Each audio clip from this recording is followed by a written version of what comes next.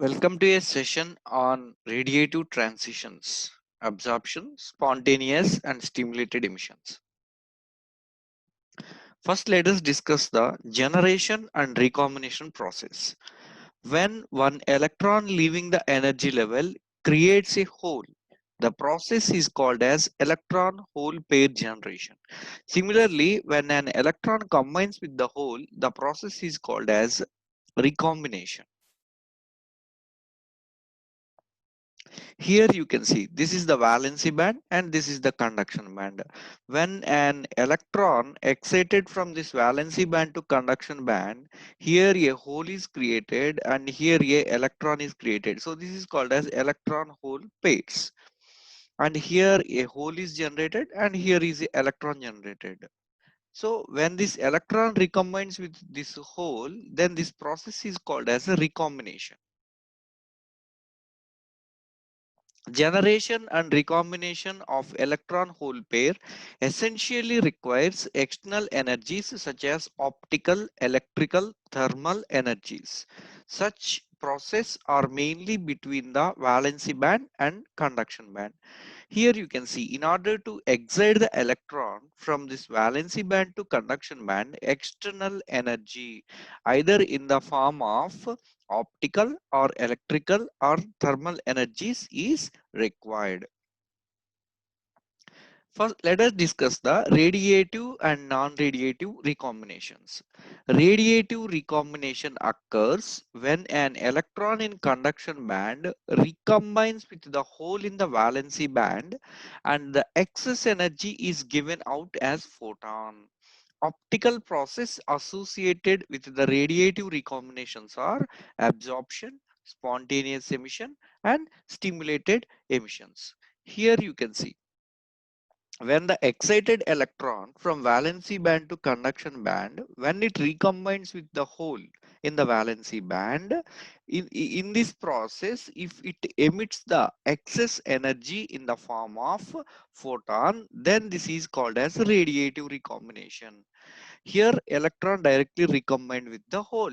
Electron is coming from the higher energy level, which is conduction band, and recombining with the hole in the valency band. So hole is in valency band, which means that it is at lower energy level. So the excess energy of the electron is lost in the form of photon. This is called as radiative recombination. Now let us see what is non-radiative recombination. Non-radiative recombination occurs when an electron in conduction band recombines with the hole in the valency band and the excess energy is given out as heat. In this process, electron loses the energy in the form of heat, not in the form of light. Then this is called as a non-radiative recombination. Non-radiative recombination process involve Auger recombination, surface recombination, and recombination at defects or defect recombination. Let us see various radiative recombination process. Absorption. When the atom absorbs an amount of energy h nu in the form of photon from the external agency and is excited into the higher energy level from ground state, this process is called as absorption. Here this is the atom. As of now it is in lower energy level after getting some energy from outside. So here it is getting the energy in the form of a photon, which means light having energy h nu. So this atom absorbs the photon of energy h nu and it will excited to this higher energy level. This process is called as absorption. Now let us discuss the spontaneous emission. So how far this atom will stay in the higher energy level? So it will be up to certain extent. So it is 10 to the power of minus 8 seconds typically for hydrogen atom. It is very small. 10 to the power of minus 8 seconds means 0.000000701 seconds, right? So it's a very small time. After that time, the atom itself de-excited to the ground state and it loses the energy in the form of photon of energy h nu. This is called as spontaneous emission, and the amount of time spent by the atom in this particular higher energy level is called as lifetime. So after the lifetime, the atom itself de-excited to ground state and it lost the energy in the form of photon. The photons which are emitted in this process are called as incoherent photons. Why? Because the photons, let us assume 5 photons are emitted like this in this spontaneous emission.